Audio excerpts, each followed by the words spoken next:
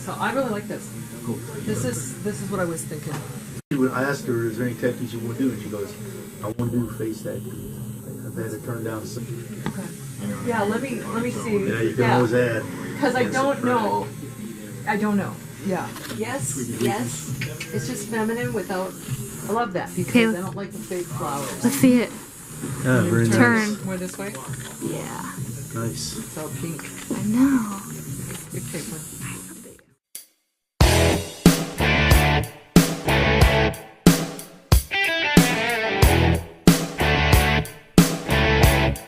My tattoo is a UFO with flowers. What was your first tattoo you got, if you remember? Inside of my lip, actually. Did that hurt? Yeah, it stung pretty good. Kind of felt like you know, prolonged like lip bite, you know. But wanted to get a tattoo, couldn't think of what I wanted, so I just got that, and then you know, from there, got my leg tattooed, my chest, and then kind of slowly evolved to everywhere else.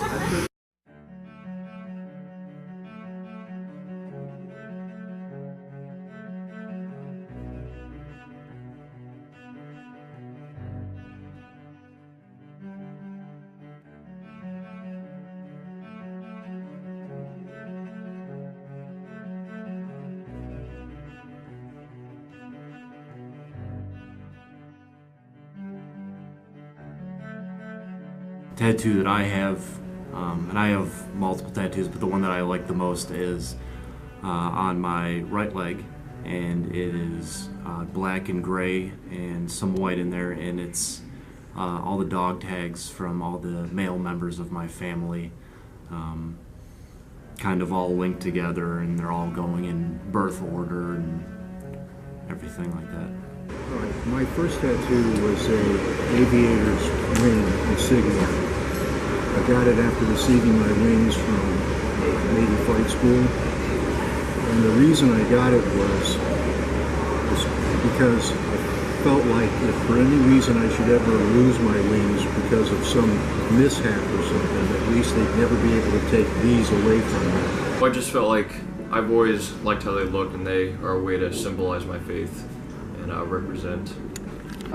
Thing. It's about Frank Gifford getting laid out by Tucker's head. And it's a famous picture of him. If anybody knows Frank Gifford, and Chuck McNair hit him, knocked him out for like 2 seasons. Anyway.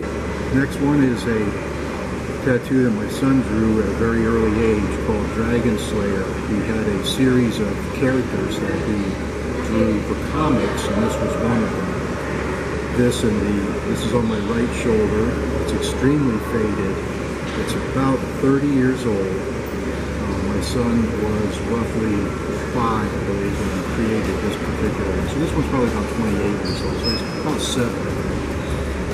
I thought that there would be no greater love had a father for his son than to put his artwork on his body. And so when I had these done, I actually brought my son with me to the shop to watch it being put on. Actually, I got it when my husband at the time was overseas, deployed in Afghanistan, and I had 2 small children around 2 and 3 years old. And I hate to say this, but for the first time in years, I felt like my own self again for the first time with him being gone. So my tattoo, it says, "Okay lady, I love you," and that's something my mom and I got together. The meaning of it, basically there was this cartoon my mom watched, like with Mindy and Buttons it was called, and Mindy was this little girl, and every time she saw her mom, she would say, "Okay lady, I love you, bye-bye." And so my mom and I started saying that to each other, and for 2 years now, we talked about getting a tattoo, and so we were thinking, and that's when we decided we'd love to get that same, because that's something between us. That's disco. You can see in here, there's face coming out. You can see up here, there's like a little demon thing that's already got out. There's a face right there, and heck, it's like this one. There's a little face coming out.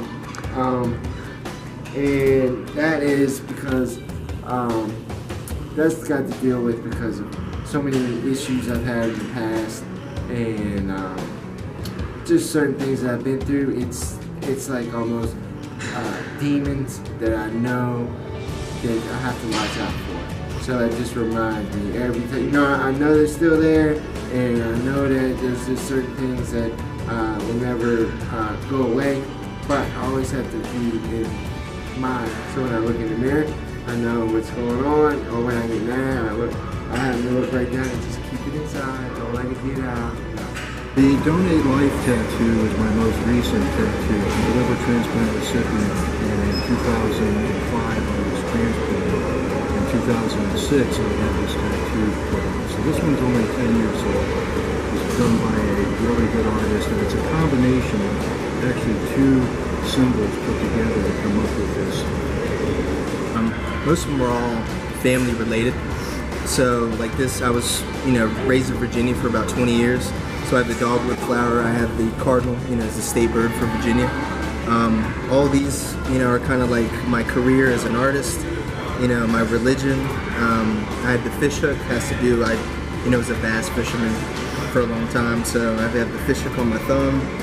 All these are little like symbols my mom used to draw. Like when she was going away out of town, she used to like use these as markers and stuff like that. So I kind of printed them on here just as reminders of those kind of times and stuff. But they're pretty much all family related. I have some bad ones. I have some cover-up ones, but my grandfather was a firefighter in DC for about 25, 30 years, and he passed away. So this is a memorial. And most of my tattoos are kind of like memorials in a way. They kind of just say memories.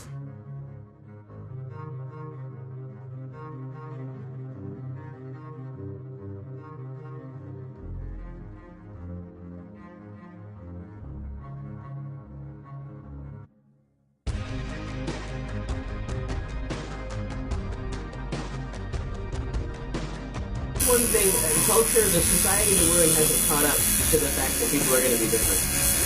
And people are afraid of what's different, they don't understand. So, for somebody that's in their mid-50s that is Southern Baptist, that spent all their time at the front window of their bank teller job, between that and church, they're not going to understand somebody that's having a tattoo.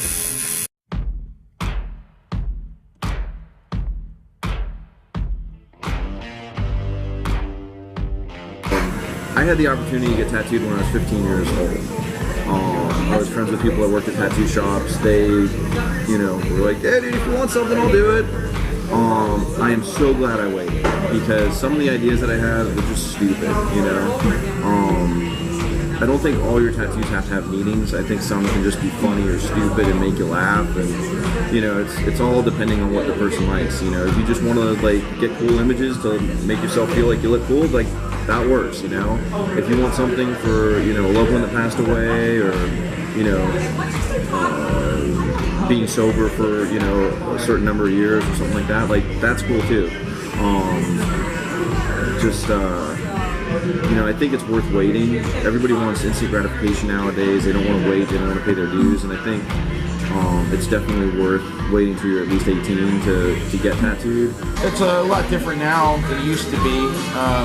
But when I started tattooing, it was still kind of considered that it was just for sailors and hookers. That was basically the only people that got tattooed, and so that that followed you. I mean, I was wouldn't be allowed in places. Like I can remember going to places you have to have a collared shirt to get in, with a collared shirt on, and then I'd be told that you have to have a collared shirt to get in here. I'd be like, "What are you talking about?" They're like, "I don't see a collar."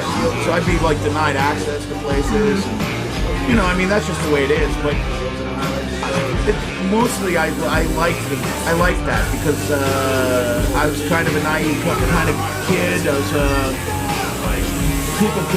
people could kind of take advantage of me a lot. So it was like I knew I wanted to get tattooed. I grew up punk rock, hardcore scene. It was just like if I had tattoos, at least I'd look tough. I'm a pacifist, but it looked, maybe people would think twice before they try and take advantage of me. And I was always an artist, so it's just everything about it. And I like Popeye. Mostly it's because I like Popeye. That's why I got it. I like Popeye. That's one of those things that everybody has their own opinions of what they think is accepted and not acceptable. So, there's plenty of people that have been perceived negatively for other aspects. So, you know, unfortunately everybody, you know, tends to post judgment on people for different things. Well, I mean, everything to me, I mean, it's not only my life, but it's my life. It's my livelihood. It's,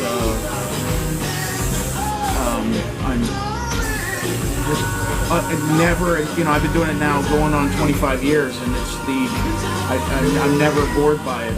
It's always something new and fascinating. The history of it, you know, there's certain things, like, I'm not necessarily a baseball fan, but when I think of baseball, there's something romantic about it because of this history with America, you know, professional wrestling, comic books, jazz, you know, tattoos, man, electric tattooing is intrinsically linked to not only the servicemen and women of America, but also just our country in general.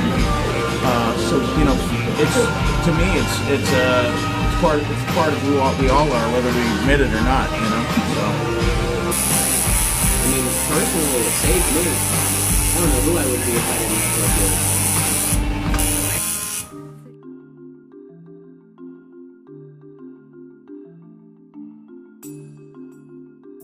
My name is Angela Ngo, and I am 17, and I have no tattoos. I was taught that people with tattoos are typically like low income, not like great people, but now that I've sort of developed as a person, I think they're pretty cool. My name is Carol DuBois, and I'm the pastor of Congregational Care at Fredericksburg United Methodist Church. The personal belief about tattoos is that they're a wonderful artistic expression, and that they are very interesting. It tells me a lot about a person sometimes, what type of tattoo they get, and so I enjoy tattoos as an artistic expression. It depends on the size of the tattoo and where the tattoo is placed. So when I grew up, that was not a good thing. That meant you were a naughty person if you had a tattoo. Obviously, in this day and age, tattoos have become more of an expression and an art form. And I think if they are small and discreet, that's good. But I think that if they are too big and covering too much of the body, that I think there's an underlying issue for having that. I know that the Bible in Leviticus 19 is the only place I'm aware of that mentions tattoos, and the commandment or instruction is to not have tattoos. However, there's a lot of different interpretations about what that really means, because tattoos as we know them didn't come about until much later.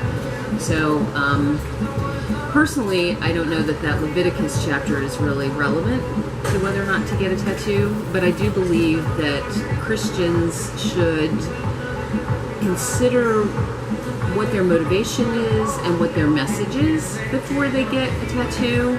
We are doing the 5-time prayers. If you do that, and we're gonna wash our hands and face when you get the tattoos, and the water can touch your skin, and the God's not gonna say your prayers. So. And then now, if you got a tattoo in a situation, what would your family do? Basically, they're gonna kick me out of the home. So they're against religion.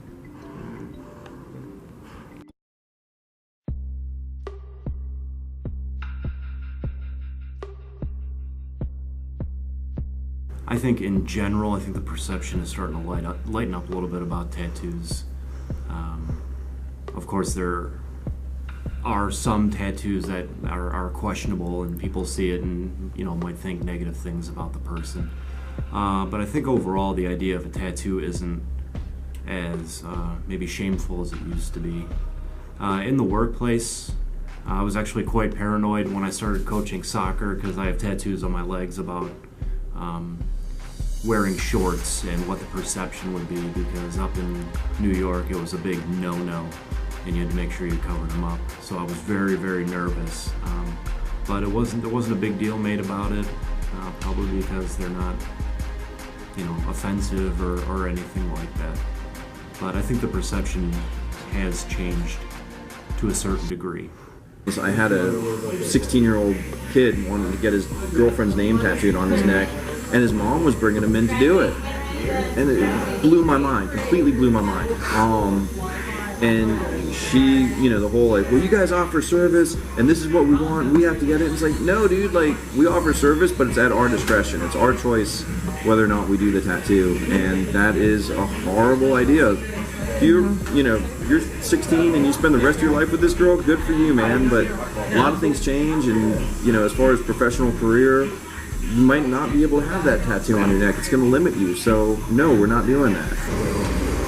I also had it put on my hip because at the time I was a Marine officer and it really wasn't appropriate to show tattoos as an officer, period. The Marine Corps for a long time has had pretty strict standards about tattoos could not show anywhere below a short sleeve shirt.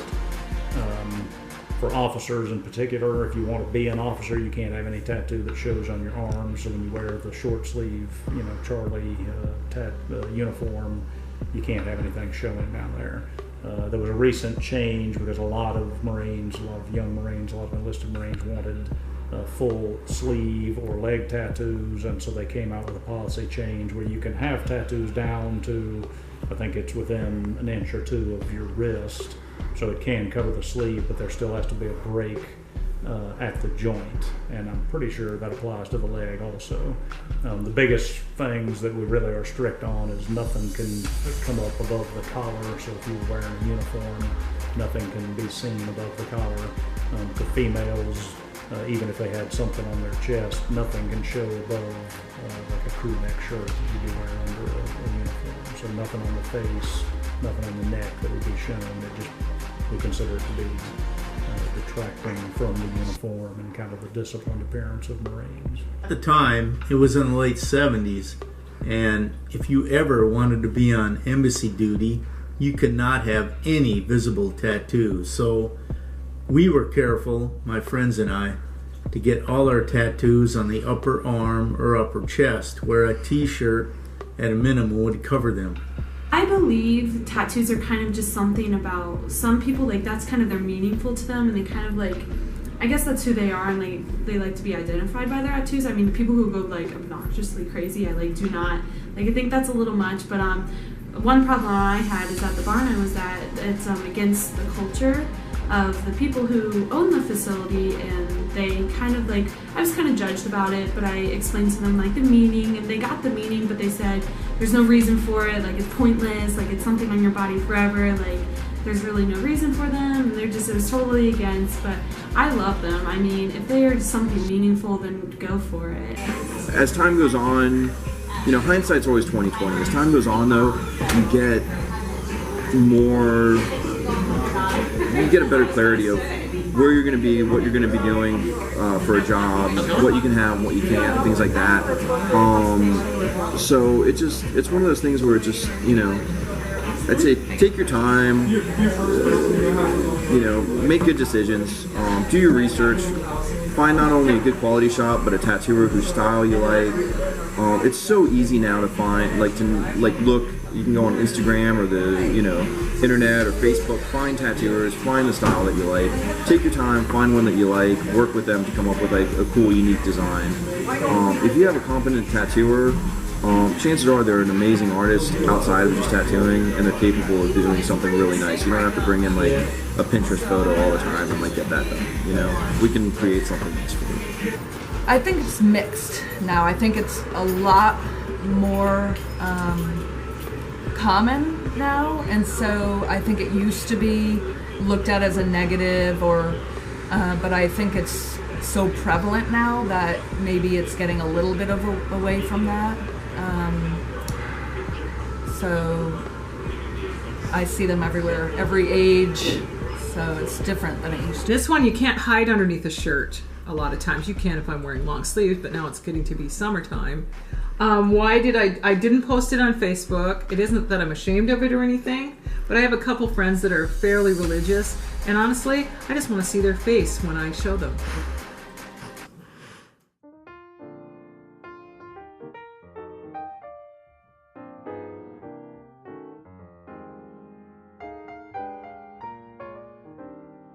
as far as tattoos go, that wasn't even in any of my thought processes. You know, only sailors and pirates had them.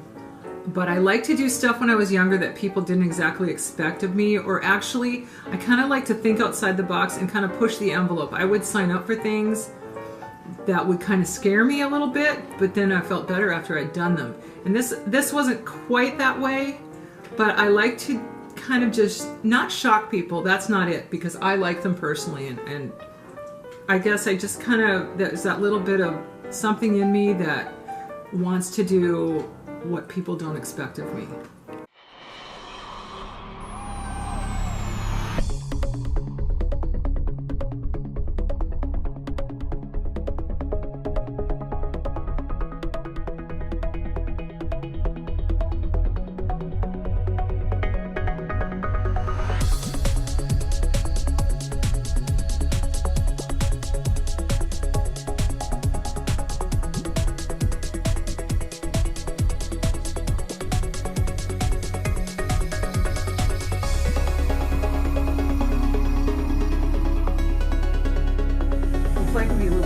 Skin flank, that's what we call it. That I've not heard of.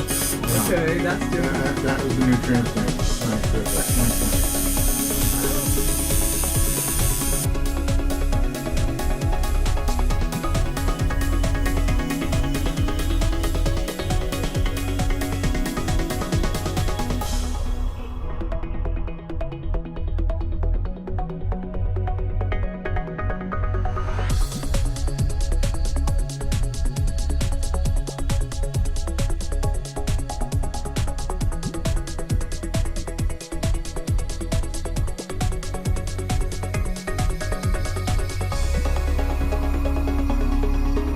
I'd gone to a number of, I'd say 2 or 3 different tattoo places, and you get in and they show you their books and what their work that they've done. But I decided on Tattoo Revival because they seemed pretty popular, and I told them what I wanted, which is I wanted my husband's name with something feminine, and then they said, oh, you'll want Lefty. And I thought, well, whatever. I didn't know who Lefty was. But I thought, well, that sounds good, because he was supposed to be really good with letters and numbers and various things like that. So that's honestly all I went by.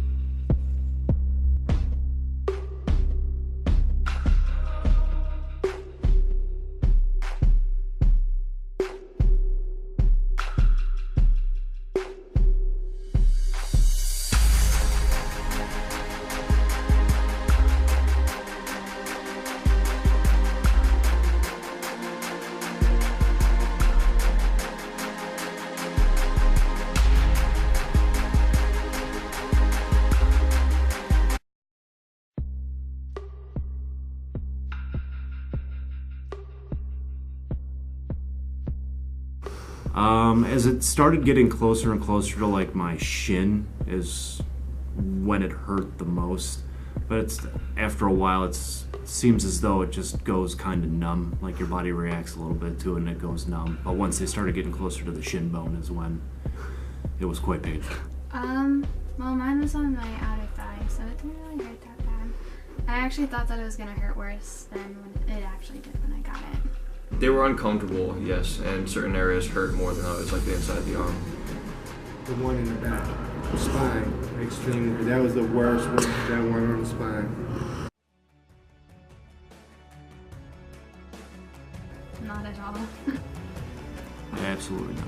I do not at all, whatsoever. The only one I regret is the one that had to be covered up because it was such a poor job. There's simply too much significance in terms of my son's artwork. No. I want more. Tell me what you want to hear.